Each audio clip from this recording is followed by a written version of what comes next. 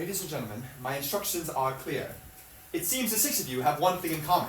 You're all being blackmailed. For a considerable amount of time, you have been paying what you can afford, and in some cases more than you can afford, to someone who threatens to expose you. Oh please, I've never heard anything so ridiculous. I mean, nobody could blackmail me. I go to church every Sunday. Yeah, lady, don't we all? Anybody else wish to deny it? Right then, until tonight, none of you knew who was blackmailing you.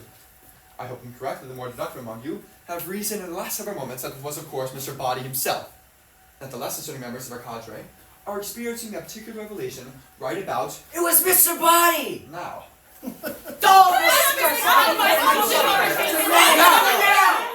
It is my task this evening to expose your secrets to one another, rendering you all culpable in each other's indiscretions.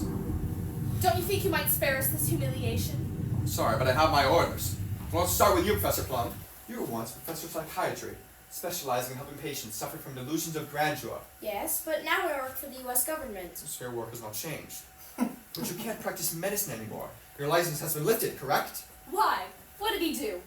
You know what male doctors can't do with their lady patients? Yeah. Well, he did. Hey, she couldn't help falling in love with me. It's not my fault I was born this attractive.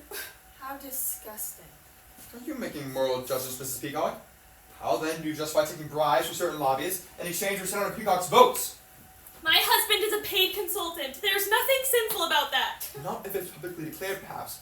But how would you describe it if certain lobbyists are slipping payments to a sneaky senator's wife under the stall of the men's room at the old Abbott's Grill? How would you describe that transaction? I'd say it stinks. When were you in that men's room? So it's true! No, it's a vicious lie. But you've been paying the blackmailer for over a year now to keep that story out of the papers. Well, I'm willing to believe you. I too am being blackmailed for something I didn't do. Me too. And me. Not me.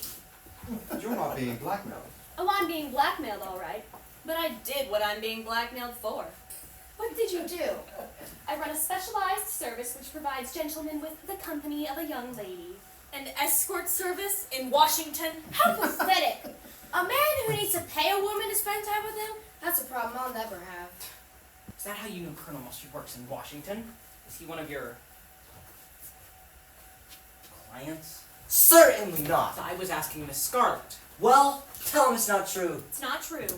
Is that true? No, it's not true. Aha, so it is true. A double negative. Double negative? You mean you have photographs? That sounds like a confession to me. In fact, the double negative has led to proof positive. I'm afraid you've given yourself away. Are you trying to make me look stupid in front of our other guest? You don't need any help from me, sir. That's right. Colonel Mustard, those negatives will most certainly compromise your important position in the Pentagon. And what position was it exactly that you were caught in, Colonel? This is an outrage. Mrs. White, you've been paying off on the blackmailer ever since your husband died, under, shall we say, mysterious circumstances. I didn't kill him. Then why are you paying the blackmailer? I don't want a scandal. We had had a very humiliating public confrontation. He was deranged. He was a lunatic. He didn't actually seem to like me all that much. He had threatened to kill me in public. Why would he want to kill you in public? I think she meant that he had threatened in public to kill her. And was that his final word on the matter? Being killed is pretty final, wouldn't you say? Yet he was one who died, not you, Mrs. White, not you. What did that poor chap do for a living? He was a scientist, nuclear physics. What was he like? He was a stupidly optimistic man. I'm afraid it came as a great shock to him when he died. He was found dead at home. He was unclothed. His head had been cut off and so had his, you know. But it wasn't me. I had been out all evening at the movies. What was showing? The Naked Alibi. A likely story. Do you miss him? It's a matter of life after death. Now that he's dead, I have a life. He was your second husband. Your first also disappeared, That was his job. He was an illusionist. but he never reappeared. He wasn't a very good illusionist. But my third husband, I miss him the most. He was an electrician. Well, until he was electrocuted. Well, and then lastly, Mr. Green, who was a homosexual. Wadsworth here is right. I am a homosexual. I feel no personal shame or guilt about the matter, but I must keep it a secret, or I will lose my job on security grounds. Thank you.